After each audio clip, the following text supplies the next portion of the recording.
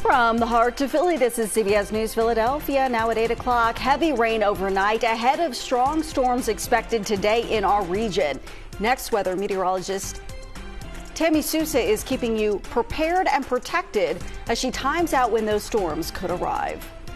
Today is Sunday, August 18th. Good morning, everyone. I'm Jan Carabeo. And I'm Howard Monroe. Thank you so much for waking up with us. And it is a next weather alert day ahead of those strong storms. They're headed our way later on this afternoon. And this is after some of that torrential rains that we saw overnight. Let's get right over to meteorologist Tammy Sousa with a look at your next weather forecast. Tammy, we had those storms overnight. Some of them woke me up. Yeah, some of those storms were really pretty aggressive storms, and we did have flash flooding from some of them in parts of Burlington and Mercer County. Now we're getting a little bit of a break. We even have a little bit of sunshine trying to break through, which is not a good thing. Yes, it'll dry things out, but it'll also destabilize the atmosphere for later this afternoon.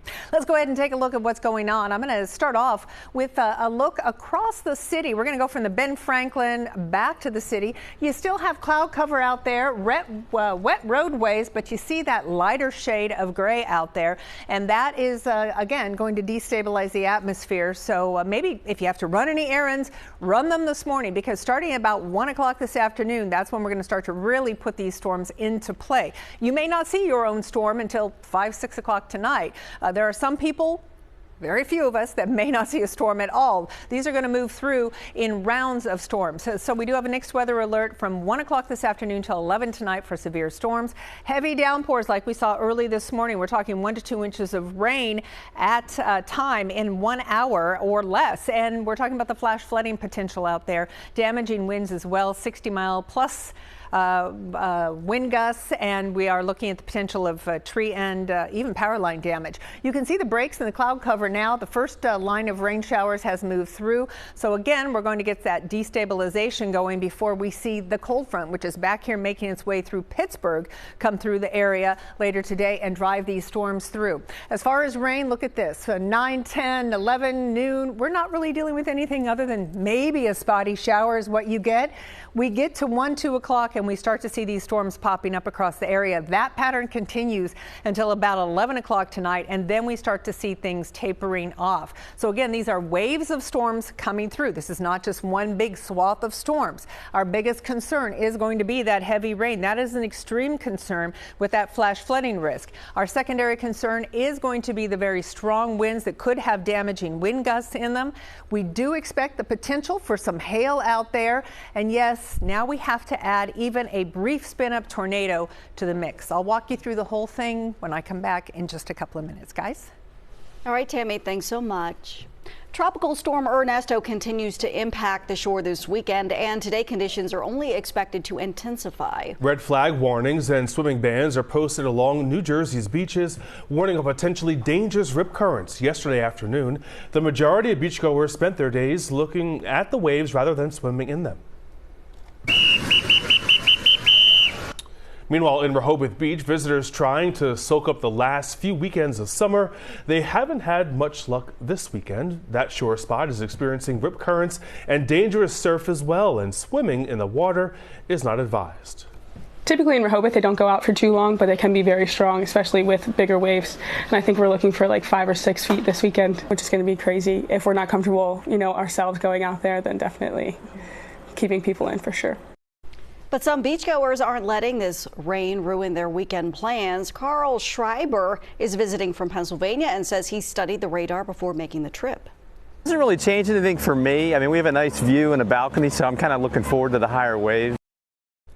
The Beach Patrol says if you have any concerns about the conditions, it's better to ask first before getting into the water. Well, we are now 79 days away from Election Day. Former President Donald Trump held a rally in Wilkes-Barre, Pennsylvania yesterday, while Vice President Kamala Harris is starting a bus tour of the Commonwealth today.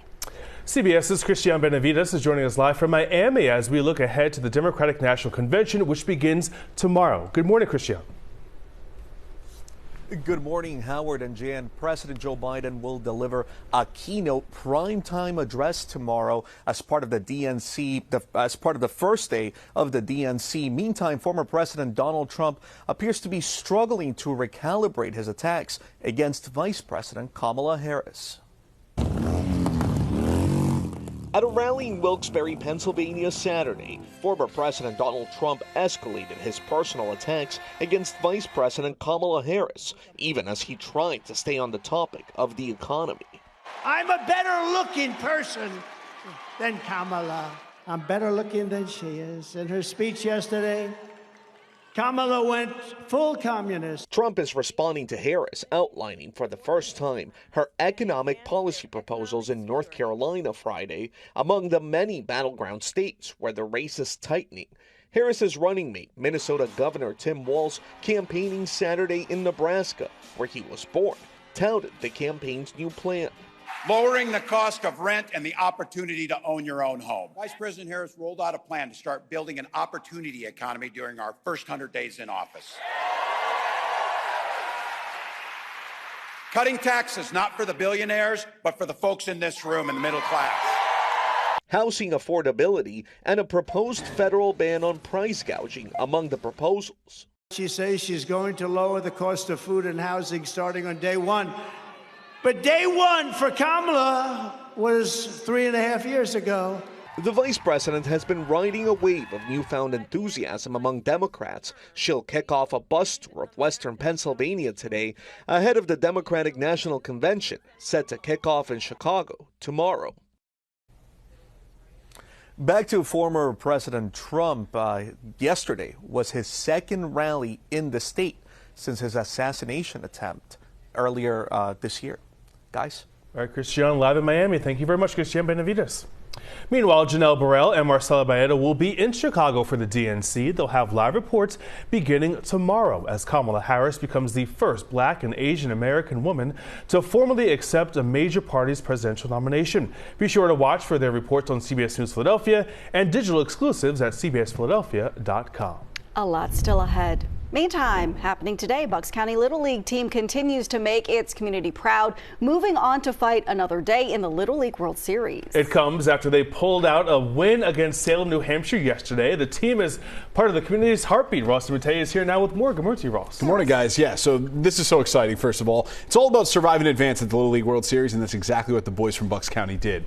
All right, after losing their first game in Williamsport, the Little Leaguers from Newtown found their backs were against the wall, but they dug deep and they won in an elimination game last night to stay alive in the Little League World Series. It was a packed house inside of the Green Parrot, a restaurant and pub on Sycamore Street in Newtown.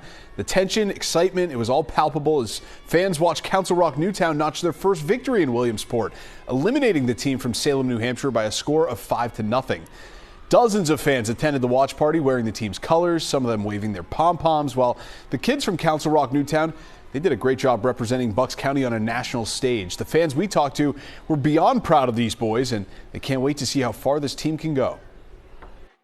It's just so much fun watching them on TV because, I know them all, and they're just doing such a good job. I'm so proud of them. It's great. It's very fun to watch them, and I just hope they go all the way. The team is great. They're all it's like a big family, you know what I mean? They've been together since they were 10 years old. They play together. It's just like a big family. It's just a big community. The Newtown community, it's nothing I've ever experienced before in my life. It's just awesome. A tight-knit team and a tight-knit town. The Newtown Fanfare has reached some new highs with a local Bucks County company printing some Council Rock apparel. Campus Clothes in Warminster. They're used to making team uniforms during the season, but they now shifted to making T-shirts and hats so that all those Newtown fans you saw can wear their pride right there on their sleeves. The Little Leaguers from Council Rock Newtown will take on a team from Puyallup, Washington State. They represent the Pacific Northwest. That game's at 1 o'clock today. And there will be another watch party at the Green Parrot as well. Newtown still facing elimination, so guys, they're going to have to win today if they want to keep their dreams alive of winning the Little League World Series. And I got just the thing for Jan. This is actually Jan's hat. She went and checked out all that new merchandise, so at least we'll have something to wear to help cheer the team on today. You know what? And it's worth it because this was a small business here in Warminster, and they have supported this team for years. And so fingers crossed for them because that'll be a nice way to remember whatever happens. And they make a great product. I mean, I've worn quite a few baseball hats in my day, and I just love the look of this one with the cursive N there for Newtown. I just can't believe that you re-gifted the regift to the person who gifted it to you. And fessed up to it on TV. Yeah. And you wanted Ross to wear it. How about you wear it too. No, Ross can handle it. Howard, you look so great in that hat. I got to protect the A poof. special Come on. person can pull off a good trucker hat there. There we go. All right, thanks, Ross.